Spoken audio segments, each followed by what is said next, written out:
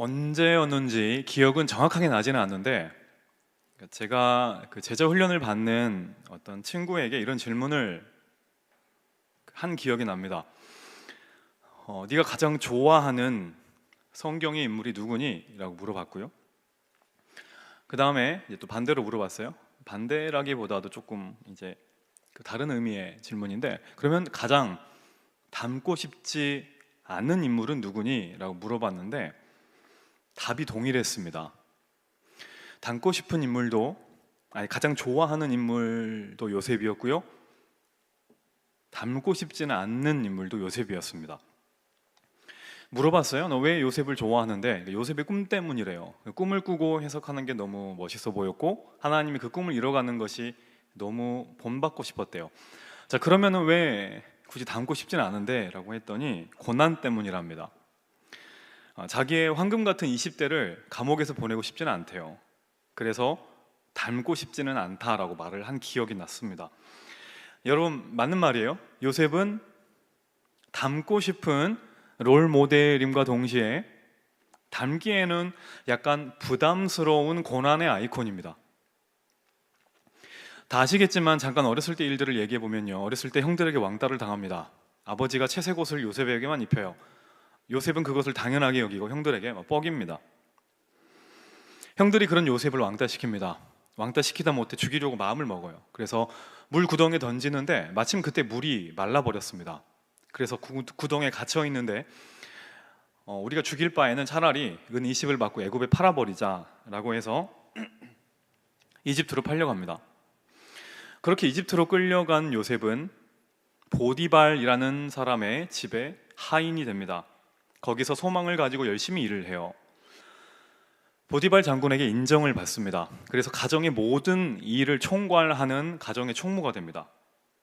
이제 인생에 좀 봄날이 찾아오나 싶었는데 예상치 못한 사건이 하나 터집니다. 스캔들입니다. 스캔들. 바로 보디발 장군의 사모님께서 계획한 스캔들이 터집니다. 사모님이 요셉을 유혹한 겁니다. 다양한 버전의 성경책을 보다가, 예전에도 한번 말씀드렸는데 제 아들이 읽는 어린이 성경책 어떻게 유혹했나 보니까 요셉 다리 좀 주물러 달라고, 제 아들은 아직도 그렇게 유혹했다고 믿고 있습니다. 다리 좀 주물러 달라고 했던 사모님의 말을 요셉은 거절합니다. 사모님이 잡아 끄니까 요셉은 자기가 입던 옷을 벗어 던집니다. 그리고 도망가요. 사모님이 모함을 합니다. 그때 당시에는 CCTV가 없었습니다. 유일한 증인인, 그리고 피해자라고 말하는 사모님의 증언밖에 믿을 게 없었어요. 그래서 요셉은 억울하게 감옥에 갑니다. 감옥에서도 최선을 다합니다. 그래서 간수장에게 인정을 받고 감옥 안에 있는 모든 죄수들을 담당하는, 관리하는 역할을 맡게 돼요. 오늘 본문은 제가 방금 말씀드린 요셉이 머물고 있던 이 감옥 안에 어떤 두 사람이 들어옴으로 시작이 됩니다. 그리고 저는 요셉의 삶에 일어난 어떤 사건들을 통해서 고난의 세 가지 유익을 한번 여러분들과 나누어 보려고 합니다. 자, 첫 번째, 고난이 우리에게 주는 유혹이 뭐냐? 유혹이 아니라 죄송합니다. 유혹이 아니라 유익입니다. 고난이 우리에게 주는 유익이 뭐냐? 다른 사람을 공감하게 해주는 선 기능이 있다는 겁니다. 자, 요셉이 갇혀있는 이집트, 지금 보디발 장군의 집에 있는 감옥에는요, 일반 사람들만 있는 게 아니라 어떤 특별한 사람들이 많이 들어오는데, 이번에도 특별한 사람들이 들어옵니다. 그게 누구냐면 바로 왕의 술 맡은 자, 그리고 왕의 떡 맡은 자, 떡 굽는 자, 관원장이라고 나옵니다. 이 직책은요, 현재 발견되는 이집트의 옛날 문서에서도 나오는 직책이라고 합니다. 역사와 전통이 있는 직책이에요. 당시에는 워낙 독살이 많았기 때문에 왕이 아무나 자기의 먹을 것을 담당하게 하지 않았답니다. 그래서 가장 믿을 만한 사람을 떡을 담당하게 하고 음료인 술을 담당하게 했다고 해요. 왕을 매일 보니까 엄청난 권력이 있었겠죠. 그래서 오늘로 하면은 청와대 비서실장급 정도 되는 사람들입니다. 왕의 두터운 신임을 받던 이 두 사람이 감옥에 들어옵니다. 성경에는 구체적으로 나와 있지 않지만 다른 책들을 살펴보면 아마 이들이 왕을 독살하려 했다라는 혐의를 받고 구속되고 수감됐다라고 나와 있어요. 그러니까 음식 담당한 사람들이 들어왔겠죠. 감옥에 신입으로 들어온 이 둘이 어느 날 꿈을 꿉니다. 그 꿈이 좀 뒤숭숭했던 것 같아요. 그래서 그런지 얼굴에 근심이 가득 차 있었습니다. 요셉은 이 두 사람의 표정이 심상치 않다는 것을 다음날 아침 발견합니다. 여러분 한번 생각해 보십시오. 지금 무대가 펼쳐져 있는데 이 사건이 펼쳐져 있는 무대는 감옥입니다. 감옥을 다녀오셔 보지는 않았겠지만 상상컨대 감옥에 있는 사람들 중에 얼굴 빛이 좋은 사람이 과연 얼마나 될까요? 내일 출소하는 사람 말고는 없을 겁니다. 아마 모든 죄수들의 표정이 한결같았을 겁니다. 그런데 요셉은 기가 막히게 두 사람의 표정에 변화가 있는 것을 알아챕니다. 게다가 더 중요한 것, 그냥 넘어가지 않아요. 그리고 어떻게 하냐면 이 두 사람에게 물어봅니다. 그게 7절인데요. 우리 다 같이 오늘 9절 7절 말씀을 함께 읽어보도록 하겠습니다. 시작. 요셉이 그 주인의 집에 어찌하여 오늘 당신의 얼굴에 근심의 빛이 있나이까? 지금 이거예요. 지금 표정들이 왜 그러세요? 어젯밤에 무슨 일이 있었어요? 라고 요셉이 친절하게 물어보는 겁니다. 자, 누군가에게 안부를 물어본다는 것은 관심의 표현입니다. 관심 없는 상대방에게 우리는 물어보질 않아요. 관심이 있기 때문에 물어보는 거죠. 감옥에서 모두가 다 당연하게 근심할 수밖에 없는 그 상황에서 요셉은 어제와 오늘의 차이를 느낀 겁니다. 얼마나 죄수들이 많았겠습니까? 그런데 자기가 맡고 있었던 이 두 사람의 표정의 차이를 읽어낸 거예요. 그리고 물어본 겁니다. 왜 물어보냐면 관심이 있었기 때문에 그렇습니다. 자기가 담당하는 영혼들의 상황에 관심이 많았어요. 그래서 안 겁니다. 어떻게 요셉이 이 미묘한 차이를 알아냈을까? 다른 게 아닙니다. 고난 때문에 그렇습니다. 요셉은 고난을 통해서 다른 사람의 아픔에 공감하는 능력을 배운 겁니다. 고난이 주는 유익이 있습니다. 그게 뭐냐면 바로 공감의 능력입니다. 오늘 본문을 보면 요셉이 정말로 센스 있는 사람처럼 보이죠. 변화가 있으면 금방 알아채고 저는 제 아내가 머리를 바꿔도 잘 모르는데 어떻게 보면 상관없어 보이는 이 사람의 표정을 보고도 금방 알아채요. 자, 중요한 거는요, 요셉이 원래 그런 사람이 아니었다는 데 있습니다. 다른 사람에게 관심이 없었어요. 요셉에게 중요한 건 자기 자신밖에 없었어요. 어떻게 아냐? 생각해 보세요. 이집트에 팔려오기 전의 모습을 생각해 보세요. 아버지가 자기에게 채색 옷을 입힙니다. 그것을 당당하게 입고 다녀요. 형들 눈치를 보지 않습니다. 하나님이 자기에게 꿈을 꾸게 합니다. 그 꿈 이야기를 했었을 때 상대방이 어떤 기분을 느낄까를 고민하지 않아요. 그냥 막 질러버립니다. 너는 나고 나는 나다 라는 주의였어요.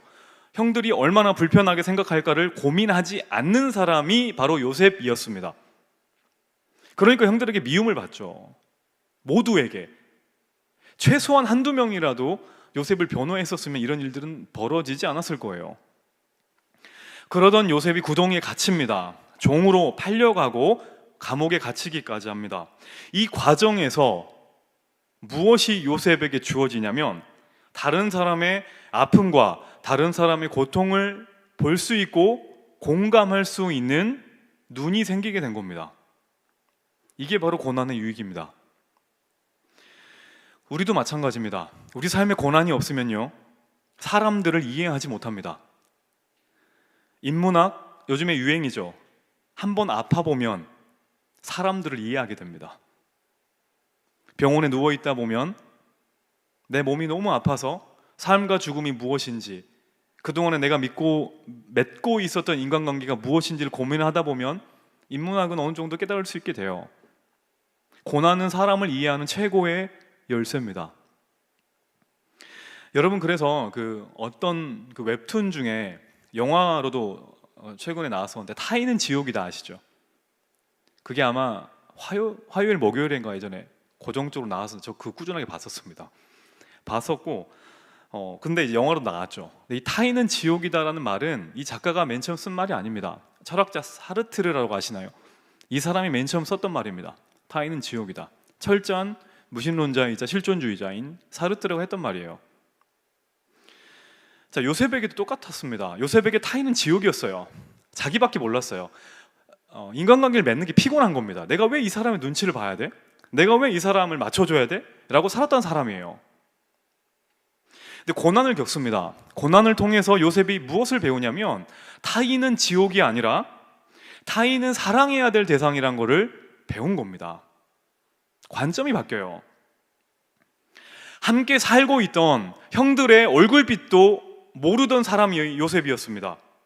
그런데 고난이라는 터널을 통과하면서 함께 있는 자기랑은 전혀 상관이 없어 보이는 그 죄수들의 낯빛을 살피게 되고 볼 수 있는 능력이 생기게 되었고, 나중에는 수많은 백성들의 낯빛을 살필 수 있는 총리의 자리까지 오르게 된 겁니다. 여러분, 제가 그래서요, 가만히 저희 부서 순장들을 살펴보면 어떤 순장들을 보면 정말 몸도 안 좋고 피곤하고 고난이 많아요. 상황이 여러 가지로 힘든 순장들이 있습니다. 한마디로 고난 가운데 있는데 이상하게 그 순 분위기가 되게 좋은 순들이 있었어요.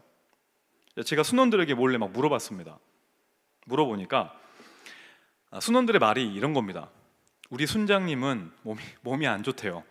몸이 안 좋아가지고 자기 의견에 공감을 잘해준대요. 제가 볼 때는 힘들어가지고 그냥 고개를 끄덕인 것 같은데 이제 그걸 이제 공감한다고 아니에요. 그냥 공감했겠죠. 공감하고 그거를 받아들인다는 말을 이제 한 적이 있습니다. 힘들고 아프면 어떤가요? 다른 사람들의 아픔이 보입니다. 건강할 때는 보이지 않아요. 저는 참 많은 축복을 받고 있는 목사라고 생각을 합니다. 그 축복 가운데 하나가 뭐냐면 저희 부서 형제 자매들이 저를 위해서 참 많이 기도를 해줍니다. 제가 유독 11월, 12월이 되면 기침을 많이 합니다. 지금도 참고 있는데 이게 코로나가 아닙니다. 코로나가 아니라 원래 기관지가 좀 안 좋아서 항상 이맘때쯤 늦가을 초겨울쯤 되면은 이제 좀 기침을 많이 하는데 이게 저는 건강한데 좀 뭐가 아파 보이잖아요. 그래서 저희 부서 순장들 그리고 제자반 친구들이 참 기도를 많이 해줍니다. 그러니까 저 사람 우리라도 기도 안 하면 큰일 나겠다 싶어가지고 기도를 많이 받고 있습니다. 그래서 이 기침이 저에게는 고난이 되지만 다른 한편으로는 축복이 되는 것 같아요. 제가 기침하는 걸 보면 불쌍히 여겨주기도 하고 기도도 많이 해주시고, 제가 몸이 아프거나 했었을 때 이 순원들은 이렇게 몸이 힘들고 아팠겠구나 라는 것을 간접적으로나마 깨닫게 됩니다. 저는 우리가 겪는 고난의 과정을 통해서 다른 사람들의 아픔을 공감할 수 있고요, 타인은 지옥이라는 세상의 관점이 아니라 죽기까지 사랑해야 될 사랑의 대상임을 깨닫는 귀한 시간이 되기를 주님의 이름으로 간절히 축원합니다. 자, 이것이 첫 번째 고난이 주는 유익이고요. 자, 고난을 통해서 우리가 얻게 된 두 번째 유익이 뭐냐면 사람은 잊어버려도 하나님은 절대 우리를 잊지 않는다는 사실입니다. 이것을 배울 수가 있어요. 앞서 말씀드린 것처럼 감옥에 있는 술 맡은 관원장, 떡 맡은 관원장이 꿈을 꿉니다. 그리고 요셉이 이 두 사람의 꿈을 해석을 해요. 그리고 술 맡은 관원장에게 이렇게 말합니다. 당신은 3일 안에 바로 앞에 갈 거고요, 바로 왕이 당신을 복직시킬 겁니다 라고 말을 해줘요. 그리고 요셉이 한 가지 부탁을 합니다. 어떤 부탁이냐면 나를 기억해 달라는 겁니다. 저는 나쁜 짓을 안 했거든요. 너무 억울하니까 바로 왕에게 가면은 저를 좀 꺼내달라고 꼭 말 좀 해주세요 라고 부탁을 합니다. 자, 이런 부탁을 받자 술 맡은 관원장이 뭐라고 말했을까요? 장담했겠죠. 걱정하지 마. 내가 왕의 최측근이니까 내가 가면 바로 왕에게 말해줄게. 너를 절대 잊지 않을 거야 라고 큰 소리 쳤겠죠. 자, 그런데 정말로 놀랍게도 3일 만에 요셉의 말처럼 이 술 맡은 관원장이 3일 만에 복직을 한 거예요. 그러니까 요셉의 마음은 어땠을까요? 가슴이 막 뛰었겠죠. 이제 드디어 감옥에서 벗어날 날이 얼마 안 남았구나 라고 하면서 혼자 막 방 정리도 하고 옷도 막 개기도 하고 출소 준비를 하고 있는 그때 문제가 생깁니다. 어떤 문제냐면 소식이 없어요. 하루가 지나고 이틀이 지나도 소식이 없습니다. 한 주가 지나고 한 달이 지나도 1년이 지나도 소식이 없어요. 이 술 맡은 관원장에게서 아무런 소식이 없는 겁니다. 편지 한 통이 오질 않아요.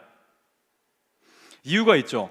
성경은 그 이유를 명확하게 말하고 있는데요, 그게 23절 읽지는 않았는데 마지막 절에 있는 내용입니다. 23절 말씀을 우리가 다 같이 한번 읽도록 하겠습니다. 시작. 이유가 뭐예요? 잊어버린 겁니다. 요셉이 얼마나 설레었을까요? 그런데 연락이 없습니다. 요셉은 생각했을 겁니다. 아마 무슨 사정이 있겠지. 그동안에 감옥에 있느라 해결해야 될 중요한 문제들을 먼저 해결하느라 나중에 연락하겠지. 그렇게 기다리는 시간이 3개월, 6개월, 1년, 2년까지 흐른 거예요. 41장 앞부분을 보면은 그 기간이 정확하게 2년이라고 나와 있습니다. 여기 그 군대 다녀오신 예비역들 계시죠? 아마 대부분 2년 정도 군 생활을 하셨을 건데 그 2년의 기간이 길던가요, 짧던가요? 깁니다. 굉장히 길 겁니다. 그래도 군대는 전역 날짜라도 알고 있죠. 전역할 날짜를 모른 채 군 생활 해보십시오. 어떨까요? 생각하기 싫으시죠? 지금 요셉이 그런 겁니다. 얼마나 좌절했을까요? 나는 뭘 해도 안 되는 놈이구나. 나는 감옥에서 평생 살아야 될 사람인가 보다. 아무리 열심히 선하게 살아도 이 세상에서는 안 통하는구나. 나는 어디서나 이렇게 이용만 당하고 버려지는구나 라는 생각을 하지 않았을까요? 전 요셉이라면 100% 이 생각을 했을 거라고 생각을 해요. 자, 그런데 여기서 우리가 기억해야 될 사실이 있습니다. 자, 술 맡은 관원장은 요셉을 잊어버렸어도요, 하나님은 요셉을 잊지 않았다는 사실입니다. 자, 여러분 23절을 다시 한번 봐볼게요. 23절 말씀을 다시 한번 읽어보겠습니다. 시작. 술 맡은 관원장이 요셉을 기억하지 못하고 그를 잊었더라. 자, 이게 반복됩니다. 기억하지 못하고 잊었더라. 같은 말이죠. 같은 말인데 두 번 반복됩니다. 강조하는 겁니다. 정말로 확실하게 잊어버렸다고 말하는 겁니다. 사람은 이렇게 잊어버리는 존재라는 것을 말하고 있어요. 자, 그런데 두 번 이렇게 반복되었다는 것을 또 다른 의미로 해석을 할 수가 있습니다. 자, 무슨 말이냐면 이렇게 해석할 수 있어요. 사람은 확실하게 잊어버렸지만 하나님은 확실하게 기억하고 있었다. 제가 이렇게 해석할 수 있는 이유를 말씀드리겠습니다. 우리가 요셉의 이야기를 보면은 같은 내용이 두 번씩 반복되는 것을 알 수 있습니다. 예를 들면 요셉은 두 번 갇힙니다. 구덩이에 갇히고 또 어디에 갇혀요? 감옥에 갇히죠. 두 번 꿈을 꿉니다. 곡식단이 절하는 꿈, 해와 달과 별이 자기에게 절하는 꿈, 그리고 나중에 나오는 바로도 두 번 꿈을 꿉니다. 그리고 꿈 해석을 몇 번 하나요? 두 번 합니다. 관원장들의 꿈을 해석하고 바로의 꿈을 해석합니다. 두 번씩 반복됐다는 것은 어떤 의미냐면 우연이 아니라는 겁니다.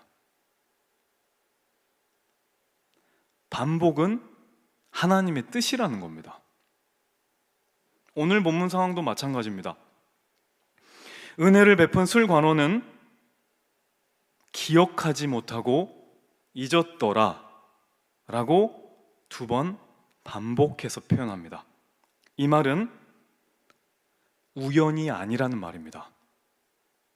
하나님의 계획이라는 겁니다.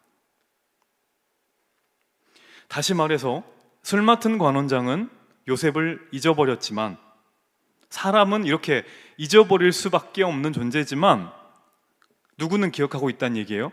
이건 하나님의 뜻 안에 있다는 겁니다. 다시 말해서 하나님은 요셉을 기억하고 있다는 겁니다. 우리가 살다가 이런 일을 굉장히 많이 만납니다. 내가 마음 쏟고 사랑했던 사람이 나를 잊어버릴 때가 많습니다. 내가 정말로 헌신하고 수고했던 대상이 나를 새까맣게 잊어버릴 때가 많아요. 그럴 때 얼마나 마음이 쓰라립니까? 배신감이 들기도 하죠. 그때 우리가 잊지 말아야 될 사실이 무엇이냐면 이겁니다. 사람에게 잊혀지고 또 잊혀질 때 우리 하나님은 나를 기억하고 있다는 사실입니다. 제가 저희 부서 순장들과 이야기를 할 때 이제 여러 가지 공부도 하고 일도 하고 취업 준비도 하면서 부서를 섬기는 모습을 참 보면 귀하다 생각을 합니다. 근데 저희 부서 순장들이 이제 좀 넘어질 때가 있습니다. 언제 그러냐면 순원들의 반응 때문에 그래요. 그 순장들이 넘어지는 것은 큰 일 때문에 넘어지는 게 아닙니다. 여러분 그 길가에 가다가 아니면 등산을 하다가 걸려 넘어져 본 적 있으시죠? 사람이 걸려 넘어지는 것은 큰 바위에 걸려서 넘어지는 게 아닙니다. 작은 돌뿌리에 걸려 넘어지는 거예요. 사람은 언제나 작은 것에 넘어집니다. 왜 넘어지고 상처를 받냐면 순원들이 하는 작은 말 때문에, 작은 표정들 때문에 넘어진대요. 예를 들어 내가 전에 정말로 수고하고 섬겼던 순원이 그때는 내가 정말로 열심히 수고하고 했는데 지금 다른 손에 가서 너무나 많이 은혜를 받고 있어요. 그런데 내가 어떻게 헌신하고 너를 놓고 기도했는지를 전혀 기억을 못해요. 그래서 막 배신감이 든대요. 그렇게 말하는 순장들도 있었어요. 내가 너한테 어떻게 했는데 막 이러면서 근데 겉으로는 막 웃으며 축복해 주는데 마음이 이게 상처가 됐대요. 실은 저도 그렇습니다.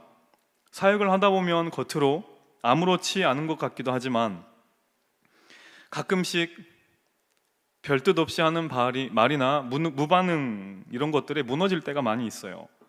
여러분 그래서 우리 주님께서 이렇게 말씀하십니다. 데살로니가 후서 3장 13절인데 한번 같이 읽어보겠습니다. 시작. 형제들아 너희는 선을 행하다가 낙심하지 말라. 왜요? 왜 우리가 낙심하지 말래요? 하나님이 우리를 기억하기 때문에 그렇습니다. 우리가 선을 행하는 것은 사람에게 기억되기 위함이 아닙니다. 우리가 선을 행하는 것은 하나님이 우리를 기억하고 있음을 믿기 때문에 하는 겁니다. 오늘 이 자리에 계신 분들, 혹시 우리가 사람의 기억 속에서 잊혀지는 존재가 된다 할지라도 낙심하지 마십시오. 그리고 오늘 이 자리에 앉아있는 우리 사랑하는 또 수고하는 순장들, 순개편이 되고 순원이 나를 기억하지 못하고 잊어버린다 할지라도 너무 속상해 안 하셔도 됩니다.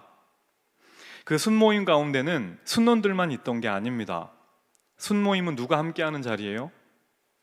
우리 주님이 함께하는 자리입니다. 순원들은 혹시 나를 기억하지 못하고 잊어버렸다 할지라도 함께 순모임에 참석하고 계신 우리 주님은 우리 순장들을 기억하고 계십니다. 이 사실을 믿고 끝까지 선한 일에 최선을 다하는 우리 모두가 될 수 있기를 주님의 이름으로 간절히 축원합니다. 자, 마지막으로 세 번째 유익입니다. 고난이 주는 세 번째 유익이 뭐냐면 지금 내 상황은 종점이 아니다라는 것을 깨닫게 해준다는 거예요. 자, 요셉과 이 관리들에게는 공통점이 있습니다. 감옥에 갇혀 있다는 것, 그리고 감옥이 이들의 인생의 마지막이 아니라는 겁니다. 종점이 아니라는 거예요. 이 세 사람은 지금 모두 감옥에 갇혀 있습니다. 하지만 나중에 모두 각자 다른 장소로 이동을 하게 됩니다. 자, 술 맡은 간원장은 감옥을 나갑니다. 그래서 복직하게 되고 왕의 최측근의 자리에 오르게 되죠. 그러면 떡 맡은 관원장은 어떻게 되냐면 감옥에 나와서 죽음의 자리에 이르게 됩니다. 죽게 돼요. 자, 그러면 요셉은 어떻게 됐냐면 다시죠. 감옥을 나와서 총리의 자리로 오르게 됩니다.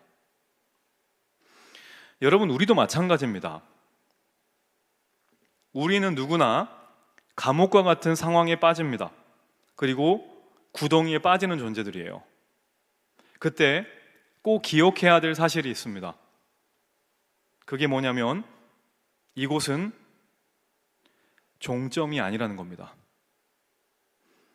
내가 빠져있는 구덩이, 내가 갇혀 있는 감옥은 내 인생의 종점이 아닙니다. 이곳은 거쳐가는 경유지입니다. 길이 보이지 않아요. 내 힘으로 어떻게 할 수 없는 답답한 환경에 놓여 있을 때가 많이 있습니다. 그때 이것을 꼭 기억하셔야 됩니다. 여기는 지나가는 곳이지 머무는 곳이 아니다. 나의 인생의 종점이 아니다 라는 사실을 꼭 기억하셔야 합니다. 요셉도 잠깐 머물렀습니다. 그리고 관리들도 잠깐 머물렀어요. 당사자들은 몰랐을 겁니다. 이 기간이 얼마나 될지는 아무도 몰라요. 그러나 이들의 인생을 멀리 놓고 봤었을 때 지금 이들이 갇혀있는 감옥은 이들이 잠깐 머무는 곳입니다. 마찬가지입니다. 우리가 고난을 만나거나 어려움을 만날 때 그 머무는 고난도 잠깐 머무르는 곳이라는 것을 꼭 기억하셔야 됩니다. 문제는 이겁니다. 구덩이와 같은 상황을 만날 때, 감옥과 같은 상황을 만날 때 우리가 거기에서 어떻게 머물러 있냐가 굉장히 중요합니다. 다른 죄수들처럼 불평하고 원망하며 거기를 머물러 있을 것인가? 아니면 요셉처럼 다른 사람들의 낯빛을 살피며 그들의 영혼을 놓고 기도하며 그 가운데 머물러 있을 것인가?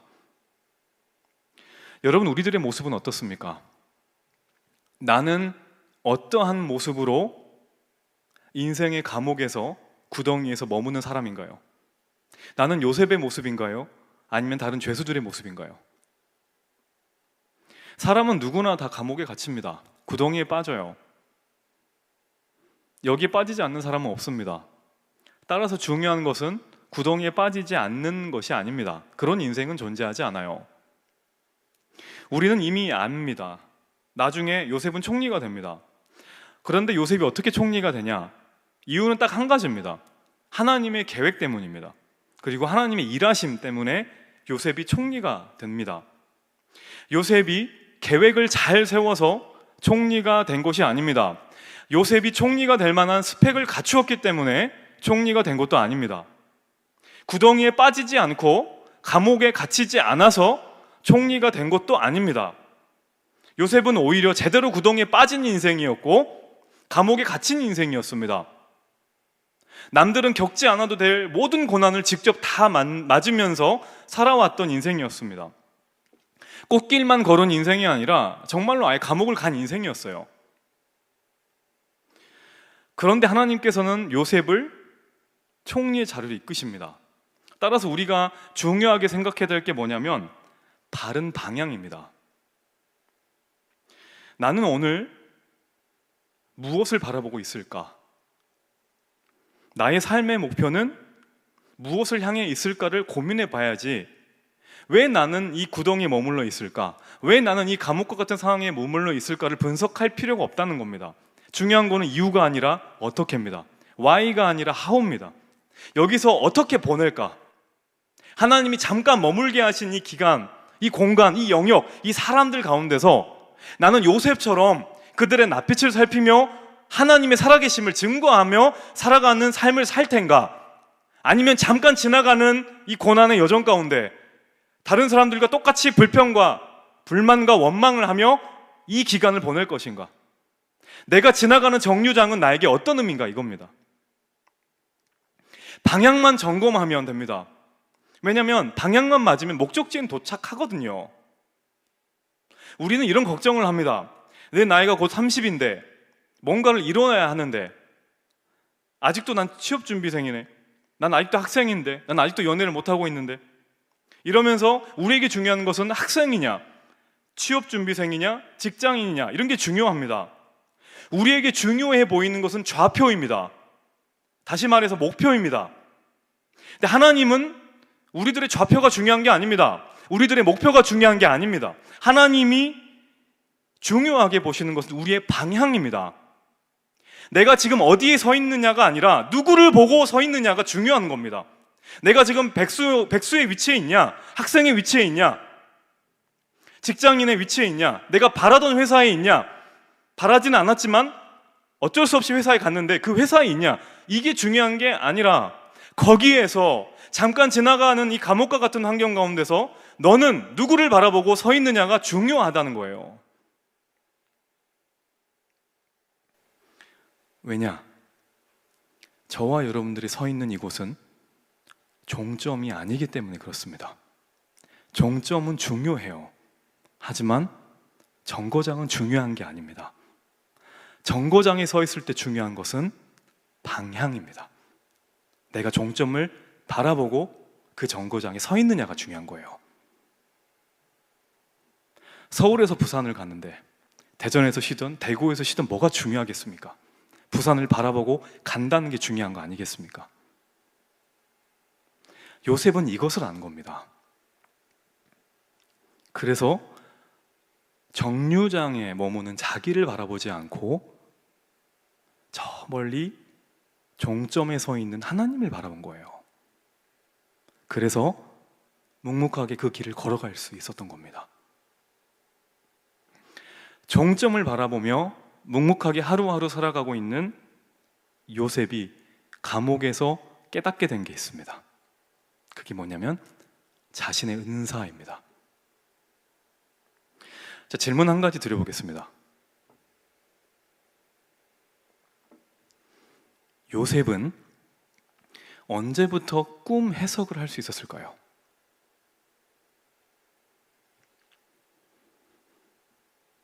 요셉이 탁월하게 이 해석을 해내는데 언제부터 이런 은사가 주어졌을까요? 언제라고 생각하십니까? 태어났을 때부터? 아니었겠죠. 그럼 이 고생을 안 했을 겁니다. 자기가 꾸었던 그 꿈도 해석할 수 있었기 때문에. 생각해 봤습니다. 저는 하나님은 아니라 정답은 아닐 수 있지만 요셉에게 언제 이 은사가 주어졌을까? 언제 그랬을까요? 저를 비추어서 한번 생각해 봤습니다. 물론 저는 요셉은 아닙니다. 하나님이 저에게 작지만 주신 은사들은 전부 구덩이에 빠졌을 때였습니다. 감옥에 갇혔을 때였습니다. 다시 말해서 인생의 고난 가운데 저는 제 은사를 발견할 수 있었고 하나님께서 저에게 은사를 주셨음을 깨달을 수 있었습니다. 그리고 실제로 요셉이 꿈 해석의 은사가 있었다는 것이 맨 처음 드러나는 장소가 어디예요? 오늘 본문입니다. 바로 감옥입니다. 여러분, 감옥은요 갇혀있는 공간이 아니라 은사를 받는 공간입니다. 감옥은 아무도 못 만나는 공간이지만 나의 은사가 드러나는 공간입니다. 하나님이 왜 나를 감옥과 같은 상황으로 몰아가실까요? 이렇게 해석해보면 어떻겠습니까? 하나님이 나에게 은사를 주시려고, 나도 몰랐던 그 은사를 하나님이 깨닫게 하시려고. 제가 직장을 다니기 전 취업이 되지 않아서 되게 힘들었을 때가 있습니다. 너무나 배고파서 일주일에 라면 3개로 버틴 적이 있었습니다. 배고프니까 뭐라도 하게 되더라고요. 그때 제가 저도 모르는 제 달란트를 발견하게 되었습니다. 저는 생각보다 사람 만나는 것을 좋아했고 사람을 잘 대했고 그들과 함께 일하는 것을 좋아한다는 것을 알았습니다. 그래서 그 달란트로 회사에서 캐스팅을 당하게 되었고 그들과 함께 마케팅 일을 하게 된 적이 있었습니다. 그래서 저는 저희 부서 친구들에게 이렇게 이야기를 합니다. 진로를 모르겠어요. 저희가 뭘 잘하는지 모르겠어요. 그러면 이렇게 얘기합니다. 부모님께 받은 용돈을 다 끊어봐. 그러면은 네가 뭘 잘하는지를 알게 될 거야. 그리고 너의 은사가 뭔지를 알게 될 거야. 부모님께 받은 모든 수입을 다 끊어보고 네가 기도하면서 하나님께 나아가봐. 그러면 조만간 너의 은사는 금방 드러날 거야. 이건 제 경험담입니다.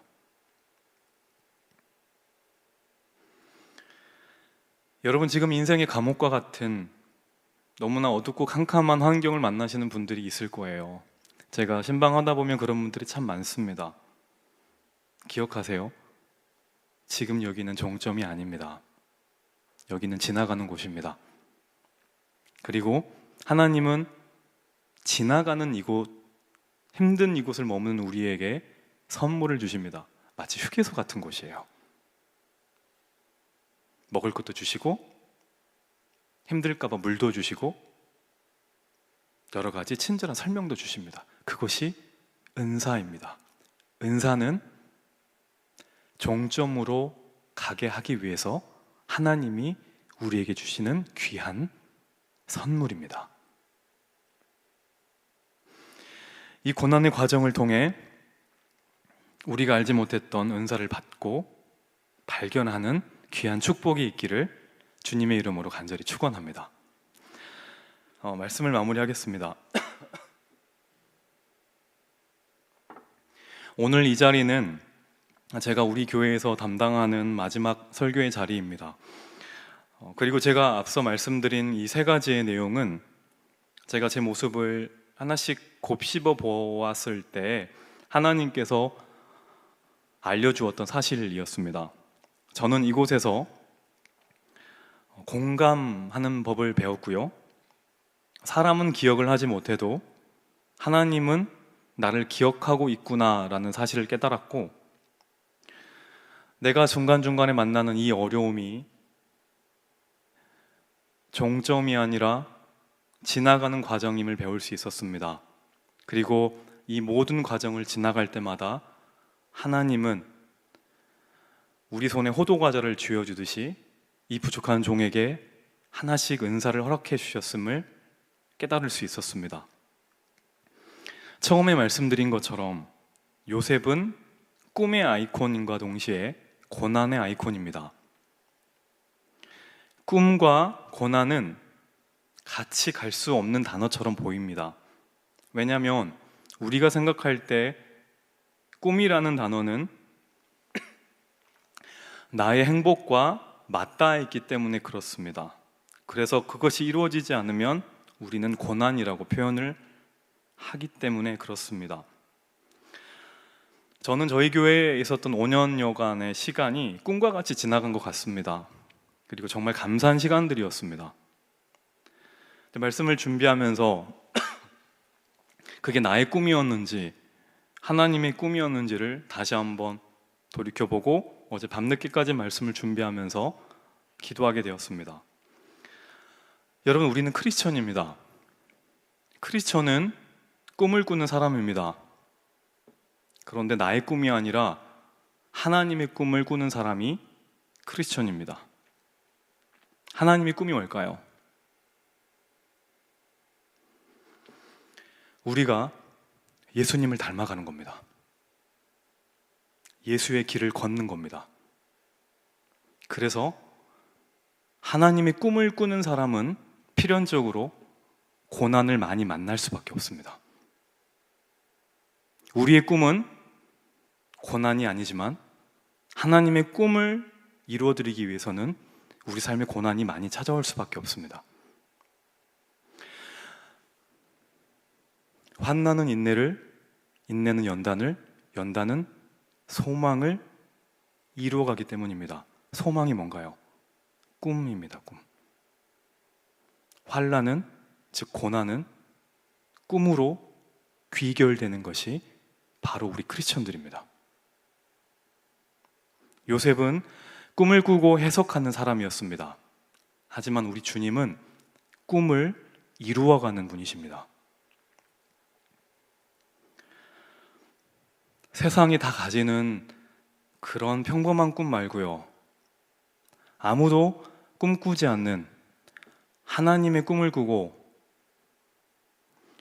묵묵하게 우리 주님 기다리는 그 종점을 향해서 예수님의 길을 변함없이 한 걸음씩 걸어갈 수 있는 사랑하는 주의 자녀들이 될 수 있기를 주의 이름으로 간절히 축원합니다. 이 시간 우리 함께 기도하기 원하는데,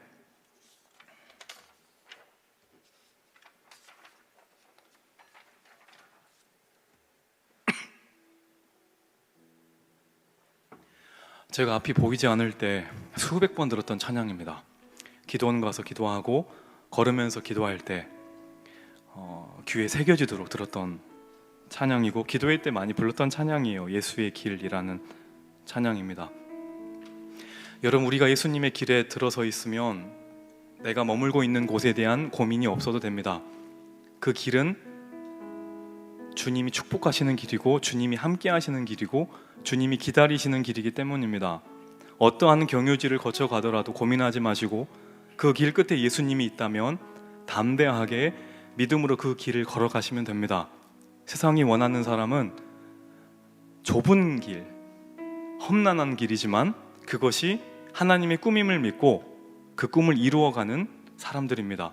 저는 그 사람들이 저와 여러분들이 됐으면 좋겠습니다. 다 같이 예수의 길 찬양하고 기도하겠습니다.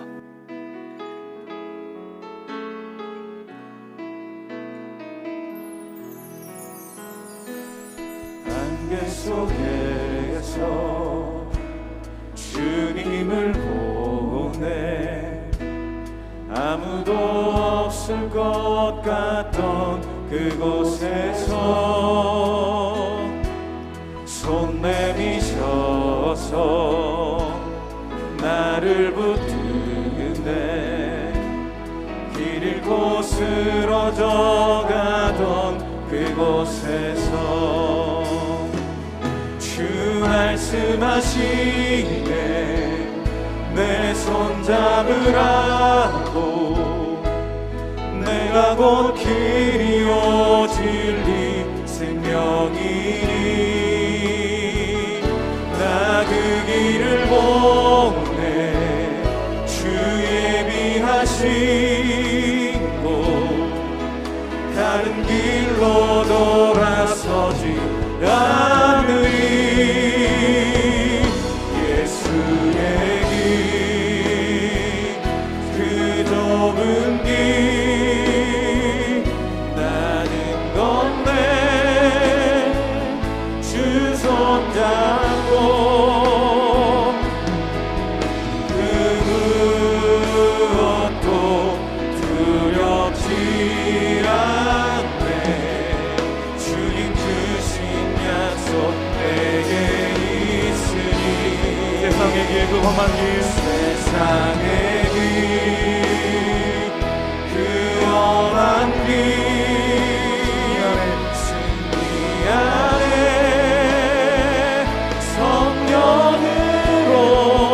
성령으로 그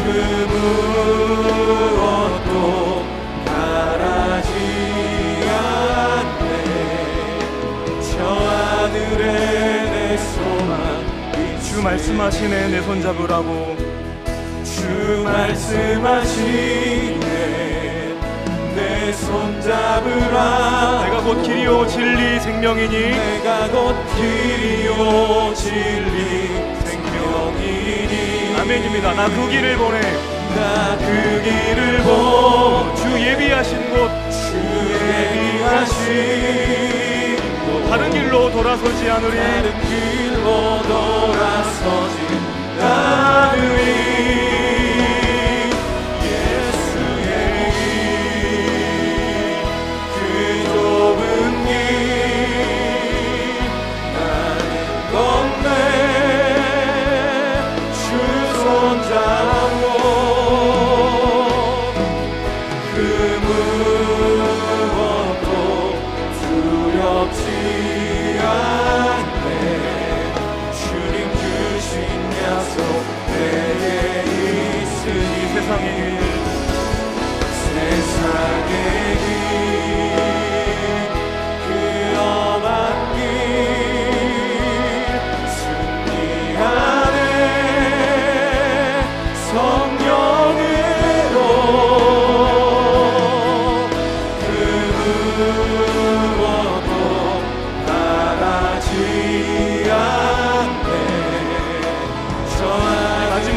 마지막으로 찬양하겠습니다. 예수의 길, 그 좁은 길 예수의 길, 그 좁은 길 나는 건네 주 손잡고 그 무엇도 두렵지 않네 주님 주신 약속 내게